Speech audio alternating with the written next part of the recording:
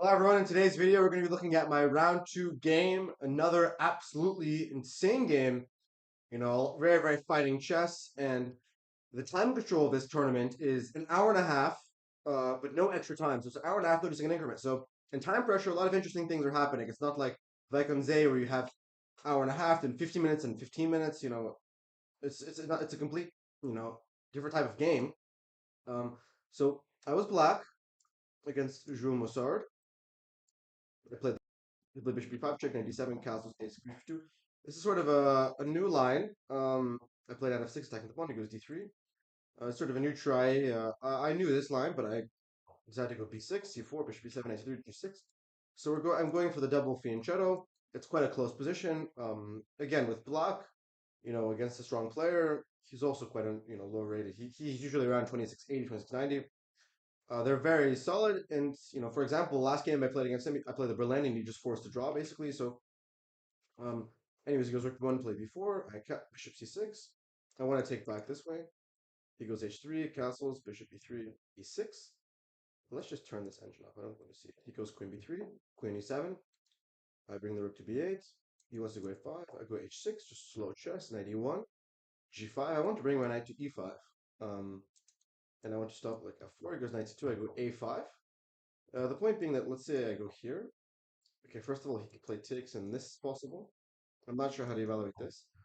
But the point is that I want to play a5 because I want to force him to sort of decide on the structure, right? Because if you go b5, bishop b7, I've closed the king's queen side.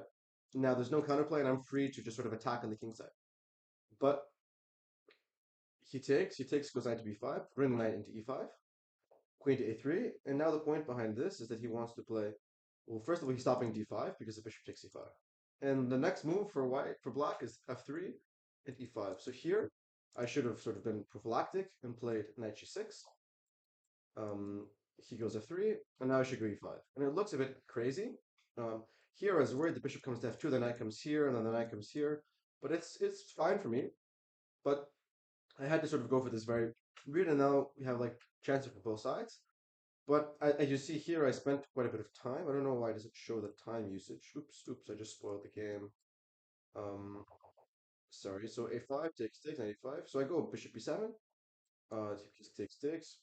The point by bishop b7 is I wanted to play like I thought if he goes f3, now I can play knight c6, and I want to maneuver my knight to b4. Um, but he played f4 takes, and here I sort of just lost. What I was my plan was to go here 98 to play knight c7, but concretely it's just not working because I blundered like here knight a6, knight g4, and now I cannot even take because the bishop takes to here. And also another thing I blundered is just everything. It's just very stupid. Um, so I actually have to take, and I go rook g8. Okay, obviously allowing this connected pass pawn is terrible. He also has the c4 square, but I have some attack. F5, knight g4. Here I played f5.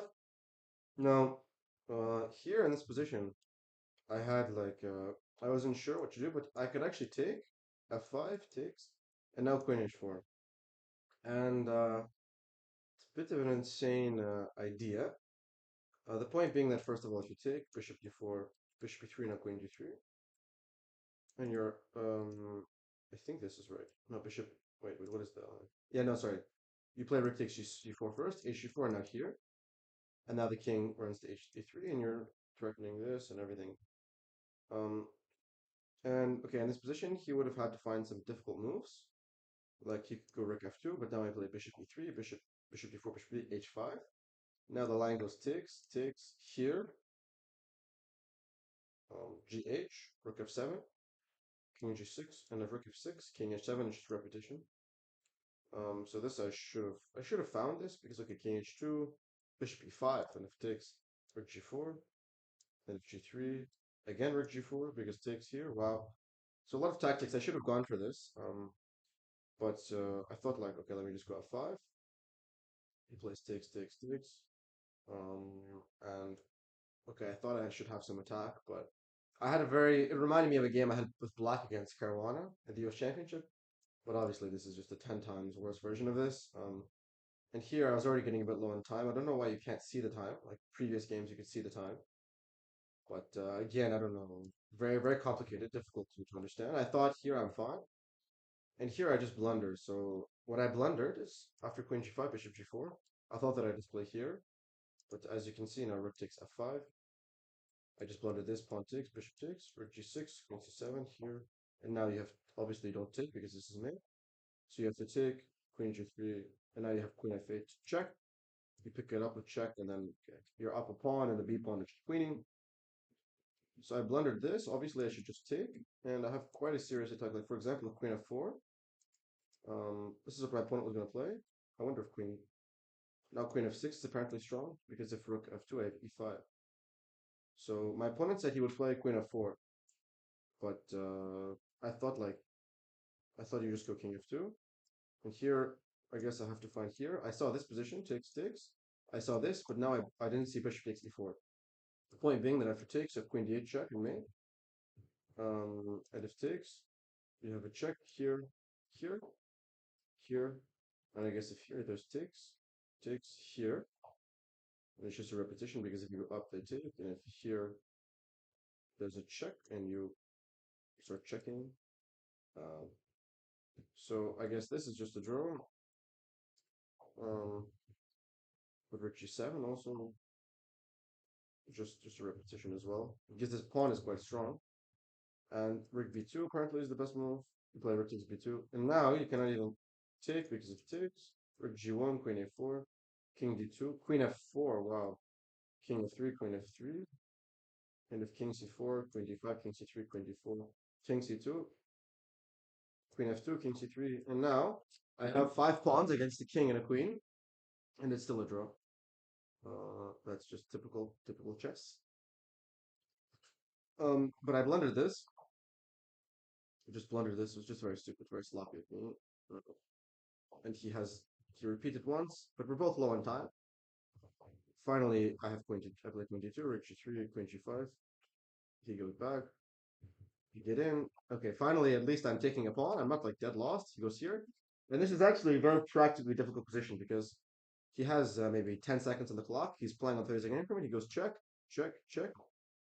And for example, if queen b8, uh, oh shoot, whatever, g7, and now rook g3.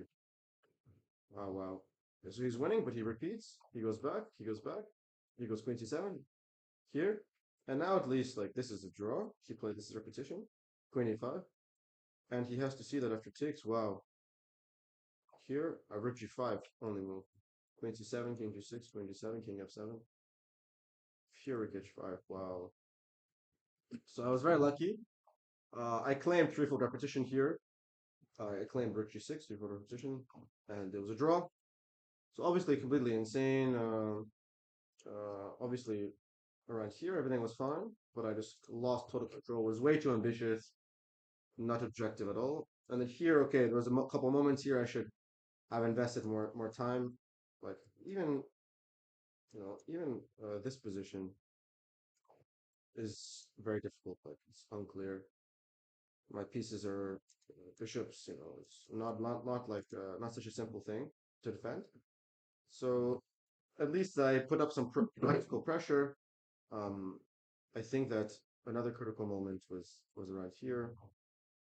Like I think that it's very like if he goes queen f4, queen f6, you're just losing. So he could have easily blundered. I should have just taken. I think king f2. I wonder if this is okay. Yeah, wow. So this is also fine. So again, like now c4 is coming. I could have easily tricked him and won this. So this was very unfortunate, but the game, the tournament continues. It's 7 rounds. I think I'm the only one with a point and a half. Let's check. Yeah, okay. He also has a point. He was losing. So here I'm tied. Next, I'm playing Daniel Darda. As you can see, well, this shows my list of opponents.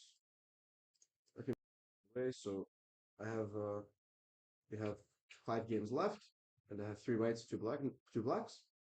So we'll try to continue the momentum. Obviously, right now, as you can see on the 2700 chess, I'm around number 52 in the world, which is absolutely embarrassing. Obviously, I was 2700 in December 2022, but then some unfortunate things happened, which stunted my growth. But the short-term goal is to get to pass Sam Sevian and Ray Robson as soon as possible for the for the Olympiad qualification. Obviously, considering Olympiad, we have a lot of players like Fabiano who switched federations, Dominguez who recently switched, Wesley who also switched. I think the only and then Levon who switched. Um, I think the only person who was born in America out of these five is Fabiano. Fabiano was born in America, left when he was 12, came back quite late. Anyways, I sort of need. Hikaru is the only player who might decline. I don't think so. If I were to pass Savian and Robson, then I would be the number fifth. I would be the fifth American player, or sixth, and I would hope that Hikaru would decline as he usually does, um, and then I would be able to play. So that's a short-term goal, but obviously it's quite difficult. But we'll see what happens. Oh, Dominguez, I don't know where he's playing, but obviously the tournament continues. Up a bit of rating, nothing great, but many tournaments to come. And the goal is just to stop losing games this year. I think last year I lost 29 games, which was just a sickening figure. So the goal is to be solid this year, win games slowly but surely, go to the top of chess. So thank you guys all for watching this video. Like, comment, subscribe. Check out Instagram, Twitter for the highlights, and all the future grandmasters. Keep working hard, and anything is possible.